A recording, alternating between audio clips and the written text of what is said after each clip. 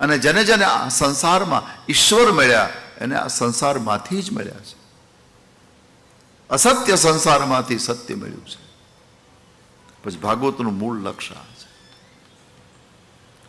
ઈશ્વરને મળવા માટે, જીવનને દિવ્ય બનાવવા માટે સંસારને છોડવાની જરૂર નથી. સંસારમાં રહીને આ થઈ શકે છે. ભગવદ્ ગીતાનો આપણા ગુજરાતીમાં એક અનુવાદ છે, સંસારમાં સરસો રહે મન રહે મારી પાસ. અને સંસારમાં લેપાય નહીં તો જાણ મારો દાસ. સંસારમાં જ રહેવાનું છે. પાણી વગર નાવ તરી નહીં શકે. નાવને તરવા માટે પાણી જોઈશે. નાવ રોડ ઉપર નહીં ચાલે, એ પાટા ઉપર નહીં ચાલે, અને પાટા પર ચાલે તો એને નાવ કહેવાય નહીં. નાવ હંમેશા પાણીમાં તરે. પાણી વગર નાવ શક્ય નથી, પણ જો એ પાણી નાવમાં આવી જાય તો ડૂબે. જેના વગર એ તરી શકતી નથી એ જ વસ્તુ જો અંદર આવી ગઈ, એમ સંસાર વગર આપણે તરી નહીં શકીએ. સંસાર વગર આપણે ભગવાનનું ભજન નહીં કરી શકીએ, કાંઈ નહીં કરી. સંસાર જોઈશે, પણ જો સંસાર આપણામાં આવ્યો તો આ મુશ્કેલ. કર્મ કરવાથી ફળ મળે, સારું કરવાથી સારું ફળ મળે, ખરાબ કરવાથી ખરાબ ફળ મળે. તો અમારે એ જાણવું છે ભગવાન કઈ રીતે મળે. કર્મની ચર્ચા તો બહુ સાંભળી છે અમે, ઋષિઓ કહે છે,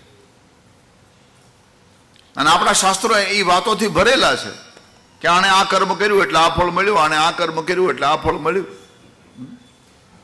હવે અમારે તો ઈશ્વર પાસે જવું છે. ભગવાનને મળવું તો કઈ રીતે મળી શકે એ અમને કયો. આપણે જ્યાં સ્વર્ગ અને નર્ક એ કર્મના ફળ માનવામાં આવે છે. ખરાબ કરીએ તો નરક અને સારું કરીએ તો સ્વર્ગ. તમને એક ખાનગી વાત કહું.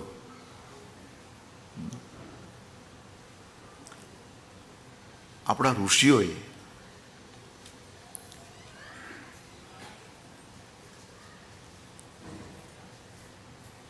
માણસને સત્કર્મમાં પ્રેરવા માટે, સત્કર્મમાં જોડવા માટે આ સ્વર્ગની લોલીપોપ આપી છે. છોકરો સ્કૂલે ન જાય તો માં કે ચોકલેટ આપું, સ્કૂલે જા તો, હા સ્કૂલે જા તો ચોકલેટ આપું. એવી રીતે સમાજનું જ્યારે થોડું પતન થયું, કોઈ ક્ષમતા ન રહી, ત્યારે ઋષિઓએ વિચાર કર્યો કે હવે આ માણસ સત્કર્મ કરતો થાય. કર્મ એ લક્ષ્ય નથી, લક્ષ્ય ઈશ્વર છે. કર્મ તો ફળ આપનારું છે. મેં તમને ગઈકાલે પણ થોડી ચર્ચા કર્મની કરી હતી. કર્મ ફળ આપશે, કર્મ બાંધશે, કર્મ મુક્તિ નહીં આપે, કર્મ ઈશ્વર નહીં આપે.